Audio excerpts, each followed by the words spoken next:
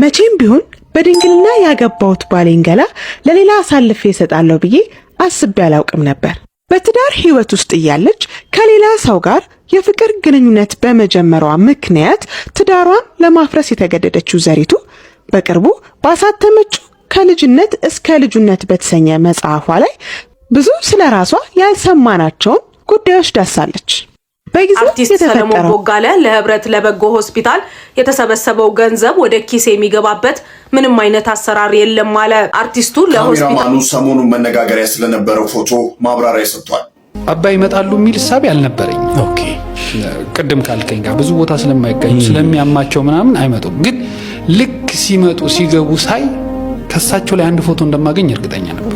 ይሄን ያህል ቫይራል የከበራችሁና የተወደዳችሁ የዚህ ቻናል ቤተሰቦች እንደምን አላችሁ? ዛሬም እንግዲህ እንደተለመደው የተለያዩ አዝናኝ አስቂኝና ወቅታዊ አዳዲስ መረጃ ያላቸውን ቪዲዮዎች ይዤላችሁ መጥቻለሁ። ሰሞኑን እንግዲህ የቀድሞ ድምጻዊት ወይም ደግሞ የአሁኗ ዘማሪት ዘሪቱ ከበደ ባሳተመችው መጽሐፍ ዙሪያ የተለያዩ ግለሰቦች የራሳቸውን አዎንታዊ ወይም ደግሞ ኔጌቲቭ ሀሳቦችን እየሰጡበት ይገኛሉ። ዘሪቱ ከበደም እንግዲህ ድሮ ዘፋኝ በነበርኩበት ያሳለፍኩት ህይወት ይጸጽተኛል፣ ዛሬ ላይ ግን ይህንን መጽሐፍ በማሳተሜ ፍጹም ሰላምን የሆነ ህይወት እየኖርኩኝ ይገኛሉ ስትልም ተሰምታለች።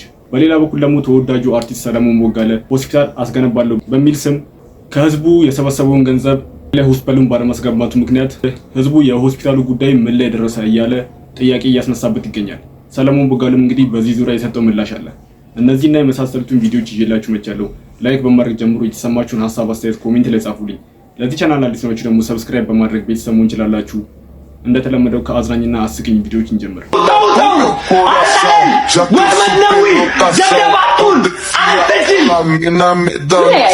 የሰርጋችንን ቪዲዮ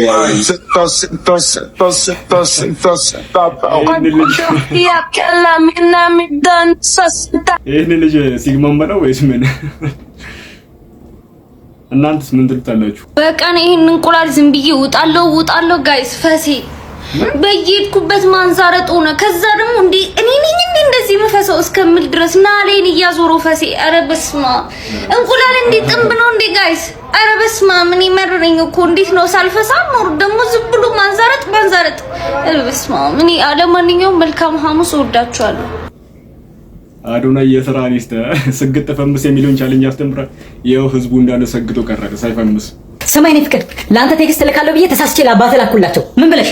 ያው በጣም ስለናፈከኝ ዛሬ አብረን ነው የምናድረው፣ ቸኮሌት መግዛት ደግሞ እንዳትረሳ ብዬ ተሳስቼ ለሳቸው ላኩላቸው።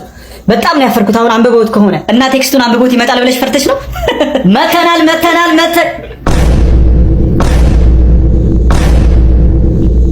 አባዬ ቴክስቱን አንብበው ነው የመጣው? የምን ቴክስት? ናፍቃችሁኝ ነው እንጂ የመጣሁት እንዴ እኮ አላልኩሽም? አባዬ ሲጀመር እኮ ቴክስት አያነብ። አንቺም ዝም ብለሽ ታካብጂ ነው። ቸኮሌቷ እንዳያረከነው። እሺ አሁን ደግሞ ዘሪቱ ከበደ ሰሞኑን ባሳተመችው መጽሐፍ ዙሪያ እንግዲህ የተለያዩ ግለሰቦች የራሳቸውን ኔጌቲቭ ወይም ደግሞ አዎንታዊ ሀሳቦችን እየሰጡ ይገኛሉ። ይህ የሆነበት ምክንያት ምንድነው? ከራሷ አንደበትም እንግዲህ የሰጠችው መግለጫ አለ። አንድ ማን እንመልከተው። መቼም ቢሆን በድንግልና ያገባውት ባሌን ገላ ለሌላ አሳልፌ እሰጣለሁ ብዬ አስቤ አላውቅም ነበር።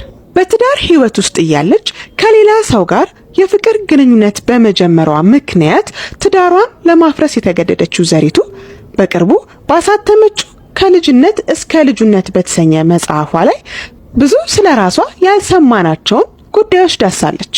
በጊዜው የተፈጠረውን ችግር ማለትም ከሌላ ሰው ፍቅር እንደያዛት በተሰማት ሰዓት ነገሮችን ለማስተካከል ትልቅ ጥረት ብታደርግም ራሷን ለመቆጣጠር ብትሞክርም ሊሳካላት ስላልቻለ ለባለቤቷ እውነታውን በማሳወቋ ምክንያት እንግዲህ ትዳሯ ሊፈርስ ችሏል። ዘሪቱ ከበደም እንግዲህ ይህንን መጽሐፍ እንድትሳተፍ ያነሳሳት ዋናው ምክንያትም እንግዲህ ይህንን ይመስላል። እስኪ አሁን ደግሞ ይህንን መጽሐፍ በመጻፏ ብዙ ሰዎች ትችት እያቀረቡባት ይገኛል። እሱን እንመልከት። ዘሪቱ ከበደ ያለፈ ታሪኳን በመጽሐፍ ማውጣቷን ተከትሎ የበርካቶች መነጋገሪያ ሆናለች። ማህበራዊ ድረገጹ ጠቅላላ በሷን የተሞላው ማለት ይቻላል። አንዳንዶች በታረመ አንደበት ይህንን ነገር ማድረጓን ማውጣቷን በመጽሐፍ አይጠቅምም በሚል የተቹ ሰዎች እንዳሉ አይቻሉ።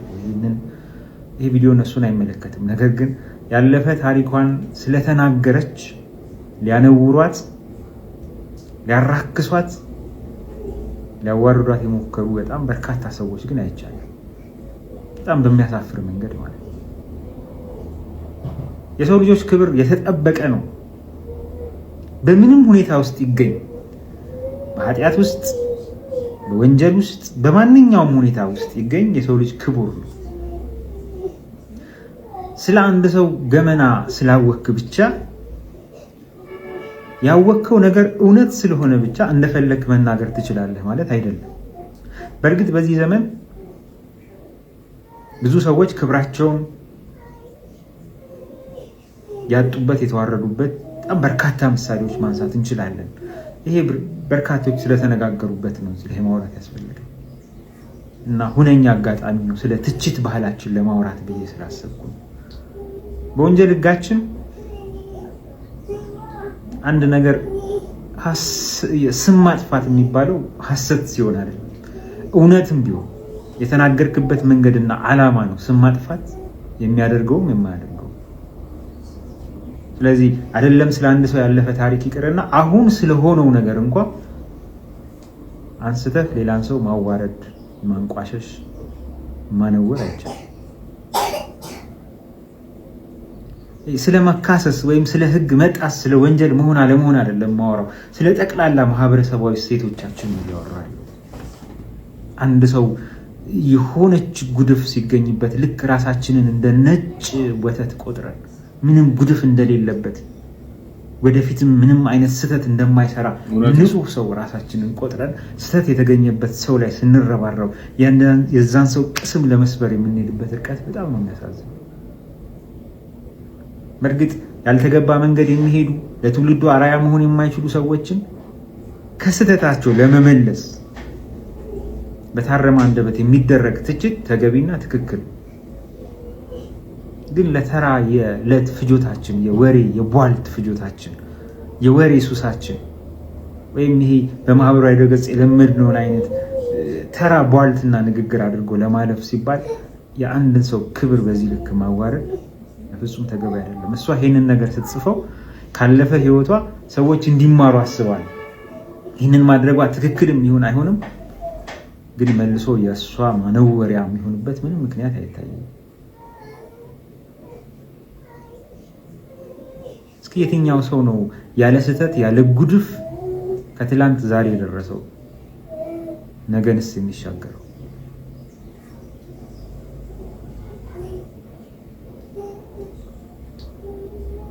በተለይ እንዲህ አይነቱ ነገር በማህበራዊ ድረገጽ በሚፈጸምበት ጊዜ ነገሩ ከባድ ነው። በተለይ በኮምፒውተር አዋጃችን እንዲህ አይነት ነገር የበለጠ ያስቀጣል። ጠያቂ የለም እንጂ ሟችስ ኖሮ ነው። በእርግጥ አንዳንድ ሰዎች ሴፍ ሄቨን ውስጥ ሆነው ማንም ስለማይደርስባቸው ማንም ስለማይጠይቃቸው የፈለጉትን ያሻቸውን እንደሚናገሩ ይታወቃል። ግን ይሄ ጉዳዩ የመካሰስ ጉዳይ ነው። እንዴት ነው አንድን ስህተት የምናርመው?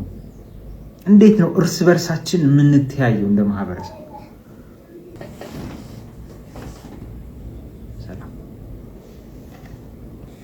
ከሞኝ ስህተት ብልህ ይማራል እንደሚባለው እንግዲህ ዘሪቱ ከበደ ይህንን መጽሐፍ ስትጽፍ እንደሷ በተመሳሳይ ህይወት ውስጥ ላለፉ ግለሰቦች ትምህርት ይሆናል ብላ አስባ ነው። እንግዲህ ከዚህ ቀደም ዘሪቱ ከበደ ሙዚቀኛ የነበረችው አሁን ደግሞ ዘማሪት ዘሪቱ ከበደ መጽሐፍ አሳትማለች። እሱን ነገር ሰምተናል።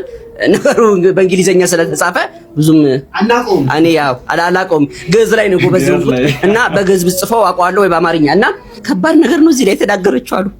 እስቲ ጉዱን ሰምተን እንመለስ። ታዋቂዋ ድምፃዊ ዘሪቱ ከበደ በቅርቡ ባወጣችው የባዮግራፊ መጽሐፏ ላይ ከብዙ ወንዶች ጋር መተኛቷን የሚያትት ጽሑፍ ተቀምጧል ማለት ነው። እዚህ በጣም ብዙዎች በዚህ ሰዓት እየተነጋገሩበት ይገኛሉ። እነዚህ አይነት የግል መሆን ያለባቸው ሚስጥሮች በዚህ መልኩ በአደባባይ ላይ ማሳየት ተገቢ ነው ወይ የሚሉ የተለያዩ ሀሳቦች እየተነሱ ይገኛሉ ማለት ነው። እናንተ ምን ታስባላችሁ? ምን ይታሰባል? እኮ ሀሳብ የሚያስፈልገው ነገር አይደለም። ያለቀ ጉዳይ እኮ ነው እንዴ። አልቆ እኮ ነው እኛ ጋር የደረሰው አይደል? ጊዜ እንዴ ገና ላረግ ነው አላለችም እኮ ተፈጥሟል። ልጠጣበት አንተ ወንድሜ እንዳለው እውነት ነው። የግል ጉዳይ ሶሻል ሚዲያ ላይ ባይወጣ መልካም ነው። ነገር ግን ሰው እንዲማርበት ይመስለኛል ይዘው የወጣችው። እንደዚህ አይነት ጉዳይ ሰው እንዴት ነው የሚማረው? ብለህ ቀና ቀናውን ውሰድ። ግሴ ቀናቀ ነው። አለበለዚያ ነገሮች እየከረሩ እየመጡ ነው። በነገራችን ላይ ዘሪቱ ከበደ እኔ በጣም ከማደንቃቸውና ከመወዳቸው የሚገርም መልእክቶችን የምታስተላልፍ ምርጥ ሴት ናት። በቅርብ ጊዜ እንደውም ልጇን እንዳጣች ሁላችሁም የምታውቁት ነገር ነው። መጽሐፉን እኔ አላነበብኩትም። ሶሻል ሚዲያ ላይ ከሚዘዋወሩ ቪዲዮዎች ነው ቀንጨብ አድርጌ ይዤላችሁ የመጣሁት። ግላዊ ሐሳቤን ለመስጠት ያክል ነው የመጣሁት። ልክ ነው? ልግባው? አይደለም ግሴ ካለ አይደለም በቃ ወሰንኩ። እንደዚህ አይነት የግል ጉዳዮች መነገርም ካለባቸው ወይ ለንስሐ አባት ወይ ደግሞ ከፈጣሪ ጋር መጨረስ ነው እንጂ እንደዚህ መውጣት አለበት ብዬ አላስብም። እንደ ግል ነገ ከነገ ወዲያ ልጆቿ ትምህርት ቤት በሚሄዱበት ሰዓት እናታችሁ እንደዚህ አድርጋለች የሚሉ ወሬዎች ልጆቿ ጋር ደርሰው ትንሽ ጭንቅላታቸው ላይ መረበሽ እንዳይፈጠር በሚል ነው እንጂ እኔን የመሰሉ ቀልማዳዎች ጉድ ወይ ዘሪቱ ከማለት ውጪ የዘለለ ነገር ምንም የምናደርገው ነገር የለም። ሲቀጥል ደግሞ በዛም መጽሐፍ ላይ ብዙ የሚያስተምሩና ብዙ ቁም ነገሮች እያሉ ለምን እቺ ብቻ ተነቅሳ ወጣች የሚለው ጥያቄ ምልክት ውስጥ የሚገባ ነው። ግስቲ ይሄ የሚያሳየው ምንድነው? ወሬኞች መሆናችንን ነው። አዎ ለወሬ ሰፍ ብለን የሰው ህይወት ውስጥ እንደርጎ ዝም ጥልቅ እንደምንል ነው። እንደዚህ አይነት ጉዳዮች ሰው ጋር ሲደርሱ በሌላ ነገር ስለሆነ ወይ ያጻጻፍ ስልታችንን መቀየር ነው ያለብን፣ አሊያም ደግሞ ያረዳድ ስልታችንን እኛ መቀየር ነው ያለብን። እና እኔ ለበጎ ነው ብዬ ነው ያሰብኩት። ገለፈጠን ልክ ነሽ ልክ አይደለም ውስጥ መግባት አልፈልግም። ምክንያቱም ይህ ቤት የፍርድ ቤት አይደለም። ትክክል። አዎ ሐሳብ የምንሰጥበት ነው። ሁሉም ሰው ሐሳቡን ያንሸራሸራል። ልክ ካልሆንኩም አንተ ቀልማዳ ምን አገባ ልክ ነው ያደረገችው በሉኝ። ይሄው ክፍት ነው። በጣም ነው የምወድሽ፣ በጣም ነው ማከብርሽ። እወድሻለሁ። ሁሉም ነገር እንግዲህ ያስተምራል ብለን ማሰብ የለብንም። መጥፎ ጎኑን ወደ ግራ፣ ጥሩ ጎኑን ደግሞ ወደ ቀኝ ሁላችንም የምንፈልገው ነገር ብቻ መስማት አለብን ብዬ አስባለሁ። ሌላው ደግሞ እንግዲህ በሀጂ ሙፍቲ ለቅሶ ላይ የተገኙት የተከበሩ የኦርቶዶክስ አባት የሆኑት የኢትዮጵያ ኦርቶዶክስ ተዋሕዶ ቤተክርስቲያን ፓትርያርክ ብፁዕ ወቅዱስ አቡነ ማትያስም እንግዲህ ሰሞኑን በሶሻል ሚዲያ ላይ ሲዘዋወር የነበረ ፎቶአቸውም እንግዲህ አንድ ካሜራማን ሆን ብሎ ይህንን ፎቶ እንዳነሳውም ሲናገር ሰምተናል። ያነሳው ካሜራማንም እንግዲህ ሙስሊም እንደሆነ ተሰምቷል። እስኪ እንመልከት። ካሜራማኑ ሰሞኑን መነጋገሪያ ስለነበረው ፎቶ ማብራሪያ ሰጥቷል። አባይ ይመጣሉ የሚል ሐሳብ ያልነበረኝ። ኦኬ ቅድም ካልከኝ ጋር ብዙ ቦታ ስለማይገኙ ስለሚያማቸው ምናምን አይመጡም። ግን ልክ ሲመጡ ሲገቡ ሳይ ከሳቸው ላይ አንድ ፎቶ እንደማገኝ እርግጠኛ ነበርኩ። ይሄን ያህል ቫይራል ይሆናል ብዬ ባልጠበቅም፣ ግን ሙስሊሙ የሚቀባበለው ፎቶ ይኖራል ብዬ አስቤ አንድ ወይ ሁለት ፎቶ ጥሩ እንዲሆን እፈልጋለሁ። ቅድም እንዳልኩ ነው ኢቨንቱን በአንድና በሁለት ፎቶ መግለጽ መቻል አለብህ ብዬ አስባለሁ። እንደ ሚዲያ ካሜራማን ንግግር ሲያደርግ ብቻ አንስቼ ወይ ዋይድ ሹት አንስቼ ምናምን መቀመጥ አልፈልግም። ልክ ሲገቡ ሳያቸው በእርግጠኝነት የሆነ ፎቶ እንደማገኝ እርግጠኛ ነበር። ልክ መጥተው ሲቀመጡ እንዳልኩ ወሰንኩ የሆነ ነገር ማግኘት አለብኝ ብዬ። ከዛ በተደጋጋሚ ፎቶ አነሳቸው ነበር። ሞሽናቸውን፣ የፊታቸውን እንቅስቃሴ፣ ሁሉ ነገራቸውን ቢያንስ የእሳቸው ፎቶ አሁን ብቆጥርልህ እንደዚህ ያነሳዋቸውን 30-40 ፎቶ ይሆናል። ከዛ ውስጥ ነው አንዱን የምታወጣው። ወንድማችንም እንግዲህ አባታችንን እንዳከበር አንተም ክበርልን እንላለን። አርቲስት ሰለሞን ቦጋለ ለህብረት ለበጎ ሆስፒታል የተሰበሰበው ገንዘብ ወደ ኪስ የሚገባበት ምንም አይነት አሰራር የለም አለ። አርቲስቱ ለሆስፒታሉ ማስገንቢያ የተሰበሰበው ገንዘብ በንግድ ባንክ እንደሚገኝ ገልጾ ገንዘቡ ወደ ኪሴ የሚገባበት ምንም አይነት አሰራር የለም፣ ሆስፒታሉ ይሰራል፣ ለሆስፒታሉ ግንባታ የሚያስፈልገው ገንዘብ 6 ቢሊዮን የኢትዮጵያ ብር መሆኑንም በዚሁ አንስቷል። ለአንድ ዓመት ነው የተዋልኩት። በዚህ አንድ ዓመት ውስጥ መረከብ ያለበት ሁሉ ተረክቦ አይ ዘግይቶብኛል ያለ የሚያስፈልገውን ነገር ሂደት ማድረግ እንግዲህ እንደ ተቋሙ ማድረግ ያለበትን ያደርጋል። እንግዲህ ሌላም ጊዜ ስትሰራ የምትዋዋለው አንተ ምርቱን እንድታስተዋውቅ ነው እንጂ አስተዳደራዊ ስራ ውስጥ እንድትገባ አይደለም። የለም ይሄም ህጉም አይልህም። ማስተዋወቅ ነው። አንድ የሰራሁት ማስታወቂያ አለ። እሱ የሚለው አሁን ካለው ከግሪን ሌጋሲ ጋር በተያያዘ የአየር ለውጥ ለማምጣት እንደዚህ አየርን እንዳይበከል የኤሌክትሪክ መኪና አስፈላጊ ነው የሚል ነው እንጂ በ950 ብር ግዙ እንደዚህ ልል አልችልም። ይሄ እኔ አይደል። ለምን አትልም? እሱማ ያስተዋውቃል ከሆነ እኔ የሰራሁት ማስታወቂያ ይሄን ነው የሚለው። እኔ የምለው ይሄን ነው፣ ግን አስተዳደራዊ ስራው ሌላ ነው። ይሄ ነው ያለው ነገር። በራሴ ሀሳብ ግን ዜሮዎች ነን። ዜሮ መሆናችንን አስበን የአብነት ትምህርት ቤቱና የሰንበት ትምህርት ቤቱ ሂደት ተመሳሳይ ነው። እነሱም በሚገባቸው አማርኛ መዝሙር ላይ ነው የሚታገሉት፣ እኛም ግዕዝ መዝሙር ላይ ነው የምንታገለው። ጽንሰ ሐሳቡን በማስተማር ረገድ ግን ሰንበት ትምህርት ቤትም ዜሮ ነን፣ አብነት ትምህርት ቤት ላይም ዜሮ ነን። በራሴ ሐሳብ ግን ዜሮዎች ነን። በቃ ዜሮዎች ነን። ጠንቋይነት ዜሮነት፣ ከሃዲነት ዜሮነት፣ ጣዖት አምልኮነት አምላኪነት ዜሮነት፣ በክርስቶስ ላይ ሌላ መደረብ ዜሮነት፣ አብነት ትምህርት ቤት ብሎ ጥንቆላ ያስተማሩ ማሳደግ ዜሮነት፣ ከብት እየቀበሩ ከነነፍሱ የሚያገለግሉት ህዝብ ላይ የደገሙ መኖር ዜሮነት። የእግዚአብሔር መንግስት ውስጥ እንኳን ልትገባ አታየው። በማርያም በኩል የሚገባበት የእግዚአብሔር መንግስት የለም። በመላእክት በኩል የሚገባበት የለም። ያድኑኛል ያልካቸው አማልክት በሙሉ እንኳን አንተን ራሳቸውን ማዳን አይችሉም። አምጣ አንድ ሰው ራሱን ያዳን። የዘላለምን ህይወት መውረስ በክርስቶስ ኢየሱስ አምኖ መዳን እንደሚቻል መንገር የአንዲት ቤተ እምነት በክርስትና የተጠራ ከሆነ የዛ ቤተ እምነት ግዴታው መዳን በሌላ በማንም የለም፣ እንድንበት ዘንድ የሚገባን ከሰማይ በታች የተሰጠ ሌላ ስም የለም ኢየሱስ ነው ብሎ ማስተማር። ጸጋው በእምነት አድኗችኋል፣ ይህም የእግዚአብሔር ስጦታ ነው እንጂ ከኛ አይደለም የሚለውን እውነት መናገር። ሰው ዳገት እየቦጠጠ ቁልቁለት እየተፈተፈተ ጽድቁን እንደሚያመጣው አድርጎ ማስተማር ህዝብ መጨረስም ዜሮ። መጽሐፍ ቅዱስ ታነቡ እንደሆነ አላቅም ምን ያህል ጥልቀት እንዳላችሁ። የማይመሰል ምሳሌ ትመስላላችሁ አንዳንድ ጊዜ። ሰነፍ አይቀየም፣ በጣም የሚቀየመው አይታችሁ እኮ እንደውም የተሳካለ ጎበዝ ሰራተኛ ሰው እኮ አይቀየምም። ሀብታም እኮ ሰው አይቀየምም። ድሃ ጥቁር ጉንዳን ከያዘ አይለቅም፣ ከለቀቀም እሾኩን እዛው ትቶ ነው የሚነቅ። ሰው ያለ ምክንያት ድሃ አይሆንም ብራዘር። ሰው ያለ ምክንያት ድሃ አይሆንም እነግርሃለሁ። ሁላችንም ራቁታችን የመጣን ሰው ያለ ምክንያት ድሃ አይሆንም። የሆነ ጉዳይ አለ ወይ አመሉ የተሳካለት ሰው ወይም ስራ ያለው ሰው ብዙ ጊዜ ሰው አይቀየምም። ሀብታም እኮ ሰው አይቀየምም ማለት አሁን እዚህ ጋር ወደ መስራት መጣ። ድሃ ግን ጥቁር ጉንዳን ማለት ነው፣ ነክሶ አይለቅም። ይሄ አንተ ትምህርት ነው። በነገራችን ላይ ስለራስ ህይወት ሳው የተናገርከው ድሃ እንዲህ አይነት ሰው ነው፣ ካራክተራይዝ እየተደረገ ነው ድሃ። አሁን እዚህ ጋር ሄዶ ምሳሌው መሃል ላይ ስሜታዊ ሆንክና መናገር የፈለከው ነገር ተናገርክ። ድሃ መርዙን ይተክልብሃል። ጉንፋን ይዞ ጉንዳን ስለሆነ ጥቁር ጉንዳን ስለሆነ አይለቅም። እንደዚህ ይሄ ምን ያስፈልጋል ነው ሲጀምር።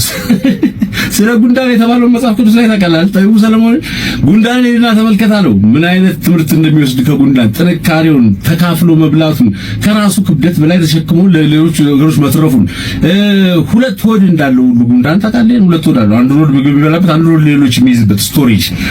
ከጉንዳን ተማር ጠቢቡ ሰለሞን መጽሐፍ ቅዱስ ላይ የተባለው። በነገራችን ላይ ጉንዳንን ጠቅሶታል በስነ ስርዓት። ወደ ገብረ ጉንዳን ሄድና እስቲ ከነሱ ትምህርቱ ሰዱ ተብሏል። መጽሐፍ ቅዱስ ታነቡ እንደሆነ አላውቅም ምን ያህል ጥልቀት እንዳላችሁ። የማይመሰል ምሳሌ ትመስላላችሁ አንዳንድ ጊዜ። እንዳው ተወው ጉንዳን ምንነቱን እንተውና አሁን በዚህ ሴንስ ግን ድሃ እንደዚህ አይነት ምሳሌ ማድረግ ምንስ አስፈላጊ ነው? አንፎርቹኔትሊ ሁላችንም ድሃ ነን። ሀብታም የሆነን ይመስለናል እንጂ ሁላችንም ድሃ ነን። በዓለም ካቴጎራይዜሽን ሲመደብ ከሆነ ኢትዮጵያ ውስጥ ያለን ሰዎች ድሃ ነን። ኢትዮጵያ ድሃ ናት፣ አፍሪካ ድሃ ነች።